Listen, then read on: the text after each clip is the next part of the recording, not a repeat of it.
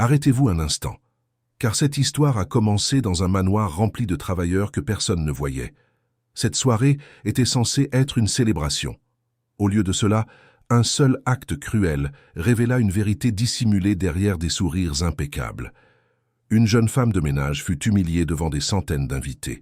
Un milliardaire arriva trop tard pour empêcher cela, et une femme âgée révéla un secret assez puissant pour figer toute la salle de bal. Restez jusqu'à la fin, car la personne que tout le monde considérait comme impuissante allait changer toute une famille. Bienvenue à nouveau. Avant de commencer, dites-nous d'où vous regardez cette histoire aujourd'hui.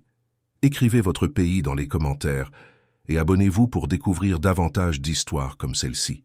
Le domaine des Hastings dominait la ville tel un palais de verre et de pierre blanche. Ce soir-là, 400 invités franchirent son entrée de marbre pour assister à la fête de fiançailles de Daniel Hastings et Victoria Lane. Daniel avait fondé une société immobilière avant l'âge de 40 ans. Victoria venait d'une famille fortunée et savait comment imposer sa présence dans une pièce. Sa robe argentée scintillait sous les lustres et tous les photographes la suivaient comme si elle était une reine. Aux yeux des invités, Victoria paraissait élégante. Aux yeux du personnel, elle était redoutée. Elle critiquait les traces de doigts sur les verres, se plaignait lorsque les serviettes étaient mal alignées et exigeait que les employés évitent de la regarder dans les yeux. La plupart des travailleurs la détestaient, mais aucun d'entre eux ne pouvait se permettre de la défier. Amara Johnson le comprenait mieux que quiconque. Depuis 8 mois, Amara travaillait le week-end au domaine des Hastings, tout en poursuivant ses études d'infirmière. Elle avait 24 ans et était déterminée à terminer sa formation. Chaque salaire était partagé entre ses frais de scolarité, son loyer et le traitement de son jeune frère, Micah, qui souffrait d'une maladie cardiaque. Amara se plaignait rarement. Elle travaillait simplement davantage. Ce soir-là, elle avait passé 6 heures à porter des plateaux et à aider les serveurs nerveux à éviter la colère de Victoria. Ses pieds lui faisaient mal, mais elle continuait d'avancer car une seule erreur pouvait lui coûter son emploi.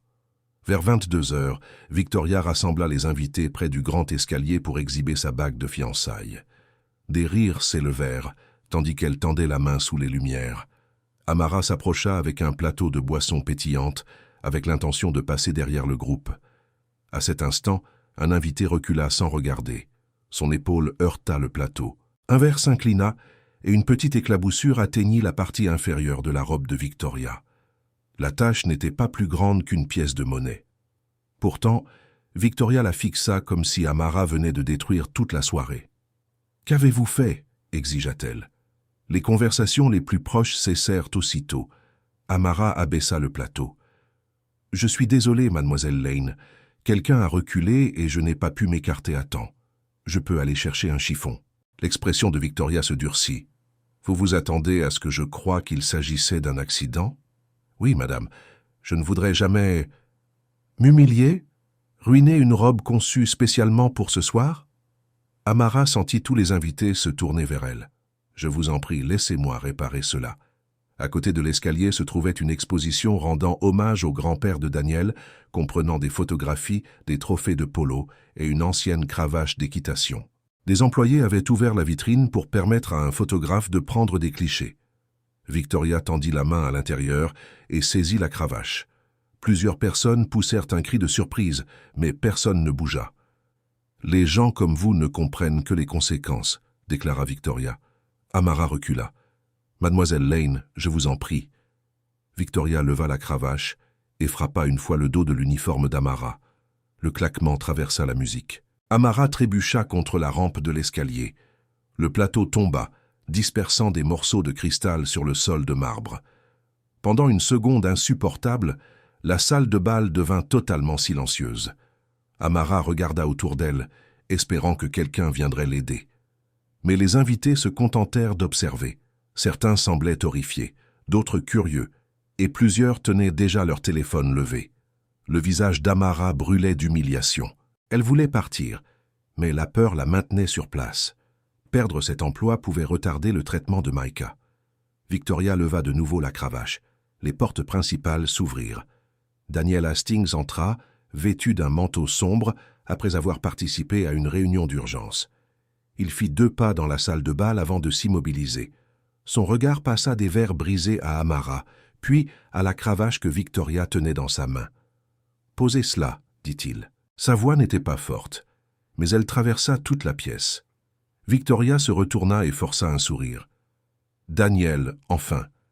Cet employé a renversé une boisson sur moi et s'est mise à discuter lorsque j'ai voulu la corriger. » Daniel ignora la tâche. Il regarda les mains tremblantes d'Amara. « Est-ce que vous l'avez frappée ?» Victoria soupira. « Ne rends pas les choses dramatiques. » Elle avait besoin de comprendre quelle était sa place. Daniel traversa la pièce. « Sa place n'est pas sous la vôtre. » Les invités demeurèrent silencieux tandis qu'il s'arrêtait à côté d'Amara. « Êtes-vous blessé ?» demanda-t-il. Amara secoua la tête beaucoup trop rapidement. « Je vais bien, monsieur. » Daniel remarqua qu'elle évitait de lui tourner le dos.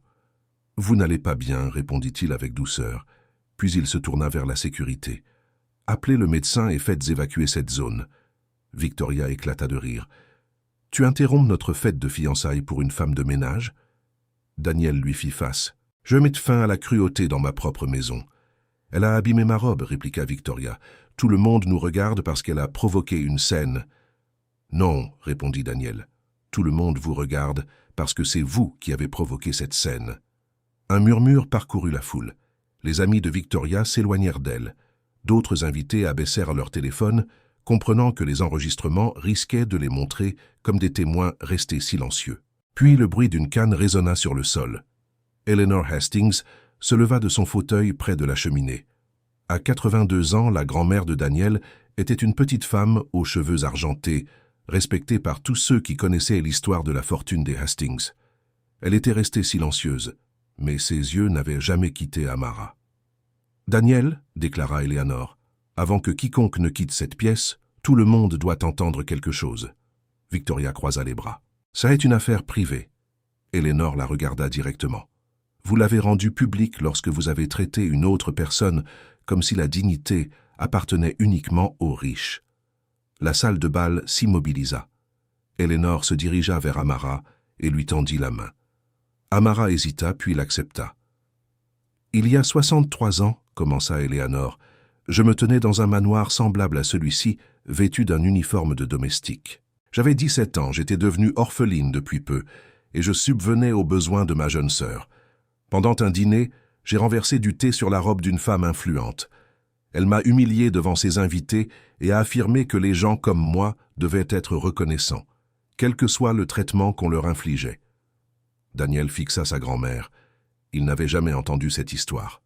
« Une personne refusa de garder le silence, » poursuivit Eleanor. « Un jeune homme nommé Thomas Hastings déclara que la richesse sans la moindre décence n'était qu'une autre forme de pauvreté. Il m'a aidé à terminer mes études.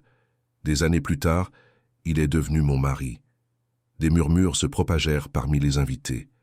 Le visage de Victoria perdit toute couleur. Eleanor serra la main d'Amara. « Tout ce que cette famille possède a commencé par un choix. Thomas a choisi la compassion plutôt que la réputation.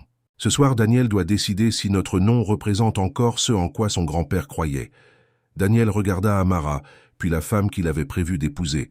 Sa décision fut immédiate. Il sortit la boîte contenant la bague de fiançailles de la poche de son manteau et la posa sur une table. « Victoria, déclara-t-il, le mariage est annulé. » Personne ne bougea. Victoria le fixa. « Tu ne peux pas être sérieux. » « Je n'ai jamais été aussi sérieux. » La cravache glissa de sa main et heurta le sol de marbre. Pour la première fois de la soirée, les applaudissements n'étaient pas destinés à la richesse, à la beauté ou au statut social. Eleanor fut la première à applaudir, puis un invité l'imita, suivi d'un autre, jusqu'à ce que toute la salle de bal résonne du bruit de personnes qui choisissaient enfin leur camp.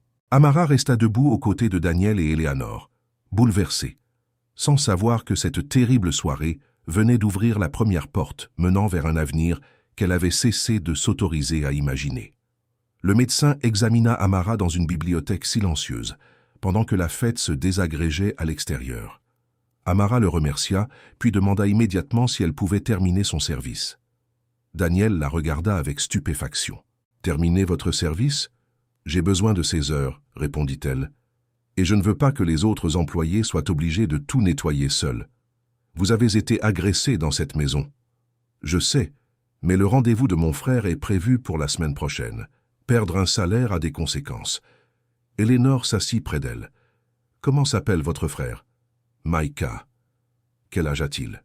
11 ans. Il est né avec une maladie cardiaque. Les médecins disent qu'une opération pourrait l'aider, mais nous attendons toujours l'autorisation. Daniel baissa les yeux. L'année précédente, il avait approuvé d'énormes investissements sans la moindre hésitation. Pourtant, le traitement d'un enfant dépendait de formulaires, de délais et d'une somme d'argent que sa famille dépensait négligemment dans des compositions florales. « Vous étudiez pour devenir infirmière ?» demanda Eleanor. Amara hocha la tête. « Infirmière en pédiatrie. Je veux que les enfants comme Micah aient moins peur. » Eleanor sourit doucement. « Alors cette soirée ne vous coûtera pas vos études. » Amara se redressa. « Madame Hastings, je vous suis reconnaissante, mais je ne peux pas accepter de l'argent simplement parce que quelque chose de terrible s'est produit. »« Ce n'est pas un paiement, » déclara Daniel. « C'est une responsabilité. » Il sortit une carte de son portefeuille et écrivit un numéro au dos. « Appelez demain. La Fondation Hastings prendra en charge l'évaluation et le traitement de Micah. Vos frais de scolarité seront également couverts jusqu'à l'obtention de votre diplôme. » Amara fixa la carte. « Pourquoi feriez-vous cela? » Parce que les personnes qui détiennent du pouvoir devraient l'utiliser avant qu'une crise ne survienne et non après. Ses yeux se remplirent de larmes, mais elle ne pleura pas. Elle referma ses doigts autour de la carte et murmura « Merci ». Le lendemain matin, les vidéos tournées dans la salle de bal apparurent partout. Des millions de personnes regardèrent Victoria lever la cravache, Amara trébucher, Daniel affronter sa fiancée et Eleanor révéler l'histoire de la famille. La réaction du public fut immédiate. Victoria publia un communiqué affirmant que l'enregistrement manquait de contexte. Elle décrivit l'incident comme un malentendu causé par le stress. Quelques heures plus tard, une seconde vidéo apparut, montrant les instants qui avaient précédé le coup. Elle prouvait qu'Amara s'était excusée et avait proposé son aide. Cette tentative de dénégation ne fit qu'aggraver la situation. Les entreprises liées à la famille de Victoria suspendirent leur partenariat. Des associations caritatives retirèrent son nom de leur comité. Les amis qui avaient admiré sa bague de fiançailles cessèrent de répondre à ses appels. Elle avait bâti son influence sur l'admiration et la peur, et les deux disparurent lorsque les gens comprirent qu'elle ne pouvait plus protéger leur réputation. Des messages arrivèrent de la part d'employés de restaurants, d'agents d'entretien, d'aides-soignants, de chauffeurs et d'étudiants qui se reconnaissaient dans son silence. Beaucoup racontèrent des années de manque de respect de la part d'employeurs convaincus qu'un salaire leur permettait d'acheter l'obéissance. Un producteur de télévision demanda une interview. Au début, Amara refusa. Sa mère, Denise, lut plusieurs messages à voix haute autour de la table de leur cuisine. Une femme affirme qu'elle a signalé les mauvais traitements qu'elle subissait après t'avoir vu, déclara Denise. Une autre dit que sa fille a repris ses études. Amara regarda Micah qui dessinait un hôpital avec des fenêtres bleues. « Qu'est-ce que tu dirais ?» demanda Denise. « Que personne ne devrait avoir besoin d'un milliardaire pour être traité comme un être humain. Alors dis-le. » L'interview se déroula dans un studio modeste. Amara portait une simple robe bleu marine et s'exprima sans colère. Elle expliqua comment la peur maintenait les travailleurs dans le silence, surtout lorsque leur famille dépendait de chaque salaire. Elle remercia Eleanor d'avoir rappelé au monde que la dignité n'appartenait pas à une seule classe sociale. Elle ajouta que l'intervention de Daniel avait été importante, car le silence des personnes bien intentionnées protégeait souvent les comportements cruels. L'interview toucha encore plus de spectateurs que le scandale initial. Daniel la regarda depuis son bureau, aux côtés d'Eleanor. Lorsqu'elle se termina, il resta silencieux. « Elle comprend la responsabilité mieux que beaucoup des dirigeants que tu emploies, » observa Eleanor. « Elle n'aurait jamais dû avoir besoin de nous l'enseigner. »« Non, » admit Eleanor. « Mais maintenant qu'elle l'a fait, que vas-tu faire ?» Daniel commença par examiner les conditions de travail de tous les employés travaillant dans les propriétés des Hastings. Il découvrit des heures supplémentaires impayées, des procédures de plainte inefficaces et des responsables qui découragèrent les membres du personnel de signaler les abus. Rien de tout cela n'était arrivé jusqu'à lui, car son équipe de direction filtrait les informations désagréables. Il remplaça le système de signalement par un service indépendant, augmenta les aides destinées à l'éducation et exigea que les cadres supérieurs travaillent aux côtés des équipes de service plusieurs jours par an. 3 semaines plus tard, Mika subit son opération. Amara resta assise près de son lit avant le lever du soleil, lui tenant la main pendant que les infirmières le préparaient. Elle comprenait chaque terme médical, mais se sentait malgré tout impuissante. Daniel arriva en portant une petite maquette d'avion.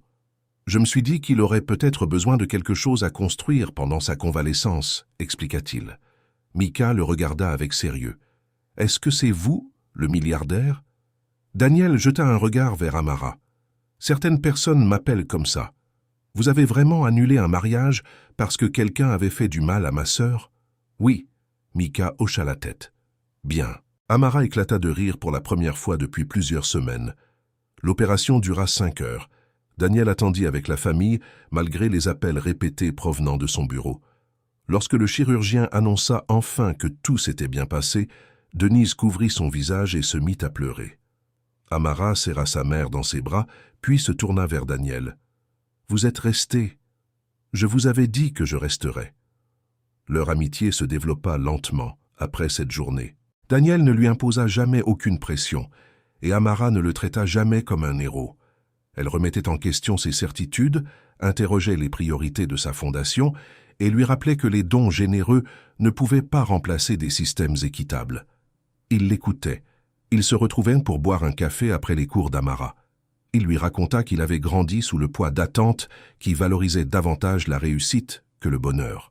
Elle lui expliqua comment elle avait étudié près du lit d'hôpital de Mika et mémorisé ses notes d'anatomie pendant ses trajets en bus.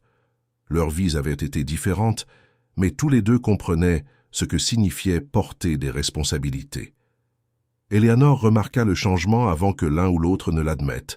Daniel souriait davantage. Amara parlait de lui avec une chaleur qu'elle essayait de dissimuler. Malgré cela, Éléanore ne dit rien. Elle avait appris que les relations les plus solides n'avaient pas besoin d'être forcées. 6 mois après la fête de fiançailles, la Fondation Hastings organisa son gala annuel. Daniel rejeta la liste habituelle de célébrités et d'investisseurs. À la place, des invitations furent envoyées à des infirmières, des enseignants, des aides-soignants, des étudiants boursiers et des bénévoles communautaires. Amara assista à l'événement vêtue d'une robe émeraude empruntée à une camarade de classe. Elle avait terminé ses examens d'infirmière avec la meilleure note de sa promotion et accepté un poste dans un service de cardiologie pédiatrique. Éléanore lui demanda de prononcer un discours. Amara monta sur scène, nerveuse, mais déterminée. « Il y a quelques mois, je me tenais dans une autre salle de bal des Hastings en me sentant totalement impuissante, commença-t-elle. Ce qui a changé ma vie n'est pas la cruauté dont tout le monde a été témoin. C'est le courage qui a suivi. » Elle remercia Éléanore d'avoir pris la parole, Daniel d'avoir agi et les inconnus qui avaient transformé leur indignation en soutien pour les travailleurs. La gentillesse n'est pas un geste spectaculaire réservé aux personnes riches, poursuivit-elle. Parfois, elle consiste à croire quelqu'un. Parfois, elle consiste à refuser de rire lorsqu'une autre personne est humiliée. Parfois, elle consiste à utiliser sa voix lorsque garder le silence serait plus facile. Toute la salle se leva pour l'applaudir. Quand Amara descendit de la scène, Daniel vint à sa rencontre. « Vous avez changé cette famille, déclara-t-il. » Elle secoua la tête. « Votre grand-mère a commencé ce changement il y a plusieurs décennies. Alors, vous nous l'avez rappelé. » À l'autre bout de la pièce, Éléanore les observait, les larmes aux yeux. L'histoire ne se répétait pas exactement. Elle s'améliorait. Cette fois, la jeune femme, autrefois traitée comme si elle était invisible, n'avait pas seulement été sauvée. Elle participait à la reconstruction du système qui l'avait abandonnée. Daniel lui tendit la main. « Voulez-vous danser avec moi ?» Amara regarda la piste bondée, puis posa les yeux sur lui. « Une seule danse, répondit-elle. » Mais lorsque la musique commença et que les invités leur laissèrent de l'espace, tous les deux comprirent que quelque chose de durable avait déjà commencé. 1 an plus tard, Daniel la demanda en mariage dans le jardin communautaire situé à côté de l'hôpital de Mika. Il lui offrit la bague d'Éléanore, non comme un symbole de richesse, mais comme celui d'un courage transmis d'une génération à l'autre. Amara accepta en pleurant. Leur mariage accueillit des infirmières, des chauffeurs, des dirigeants et des familles autrefois ignorées par la société. Des années plus tard, la salle de bal dans laquelle Amara avait été humiliée fut transformé en centre communautaire destiné aux étudiants qui travaillaient pour financer leurs études. Une plaque installée près de l'entrée portait les paroles d'Éléanore. « La dignité n'est jamais déterminée par les circonstances ». Amara y conduisit sa fille et lui expliqua qu'une seule nuit douloureuse avait tout changé parce que des personnes avaient enfin choisi la compassion plutôt que le silence. Et la gentillesse, une fois choisie, continua de transformer des vies.